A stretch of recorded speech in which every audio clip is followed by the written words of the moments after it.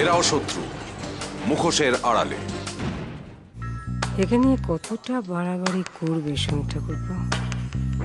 শুধু কি নীলিমাকেই চমকে দেবে, নাকি তার সাথে নন্দিনী অমিতদেরও ঝামেলায় ফেলবে? কি মতলব ওর? মা, বাবাও তো একটা নতুন মা নিয়ে এসেছে। বাবাও কি তোমাকে ভুলে যাবে? হ্যাঁ বাবা, একদম ভুলে যাবে, একদম ভুলে যাবে।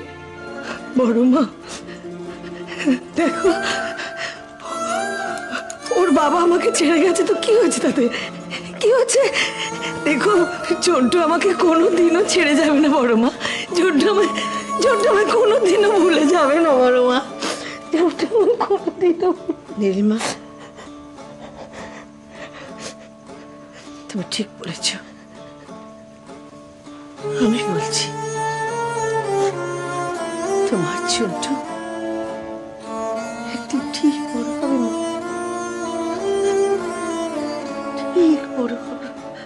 এই বাড়িতে ওর একটা বউ থাকতে ও আরেকটা বিয়ে করে বউ নিয়ে এলো, আর আমরা।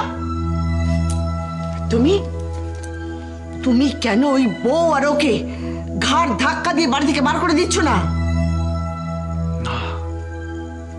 না গায়ত্রী, তা আর সম্ভব নয়। ওকে যে আমি এই বাড়ির একটা অংশ লিখে দিয়েছি, সেখান থেকে ওকে বার করা যাবে না। বাবা, এটা কি শুনছি? মেজদা নাকি আবার বিয়ে করেছে, নতুন বউ নিয়ে বাড়িতে এসেছে। দেখ নাকি, একটা মেয়েকে বিয়ে করে নিয়ে এসে ঘরে তুলেছি। আমরা কিন্তু এর আগে বিন্দু বিসর্গ কিছুই জানতাম না। মেয়েটা কে সেটা খোঁজ নিয়েছো? না, এত তাড়াতাড়ি কিভাবে খোঁজ নেব? তবে দেখে খুব একটা সুবিধার বলে মনে হচ্ছে না। মেজদা, আমার দিকে তাকান। আপনার আসল ধান্দাটা কি বলুন তো? না, ধান্দা কি হবে? ভালোবাসা, সেই ভালোবাসা।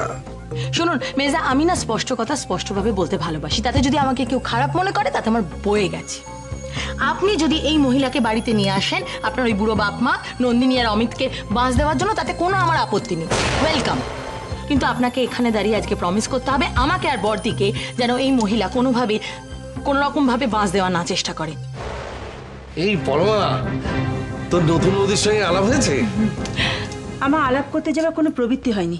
হ্যাঁ, ছি ছি ছি ছি পরমা, ছি, এসব কি কথা বলছে? এরকম বলো না। এরকম বললে বাইরের লোকরা কি ভাববে বলো তো? বাইরের লোকরা ভাববে, ওই দেখো মুখার্জি বাড়ির বড় বোনটার নিজের সংসারে তো কোনো সুখ শান্তি নেই, তাই মাঝে মধ্যে বাপের বাড়িতে এসে ভাইয়ের বউদের সঙ্গে অসভ্যতা করে, তাই না মেজদা? বলুন। থাক আরতি, থাক। এইসব কথা ওদেরকে বলে কোনো লাভ নেই।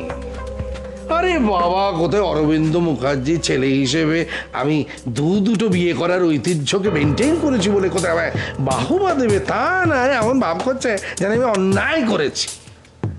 আরে বাবা, তবু তো আমি একটা বউকে ডিভোর্স করে আরেকটা বউকে ঘরে এনেছি। তোদের বাবার মতো একটা বউ ঘরে থাকা সত্ত্বেও আরেকটা বউকে তো ঘরে নিয়ে আসেনি। যা, তোর বাবাকে গিয়ে বল, বুকের কলজে যদি থাকে তাহলে পর আমার সামনে দাঁড়িয়ে কথা বলতে এসছে সমস্ত। হ্যাঁ, বড় বড় কথা।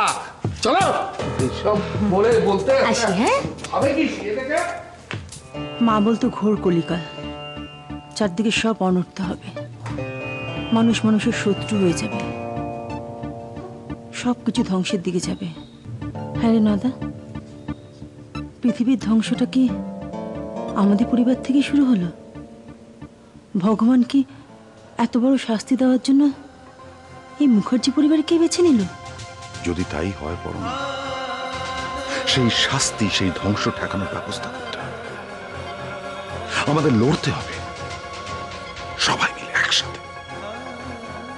আমি আছি, নন্দিনী আছে, তোরা আছিস, ভরসা রাখ।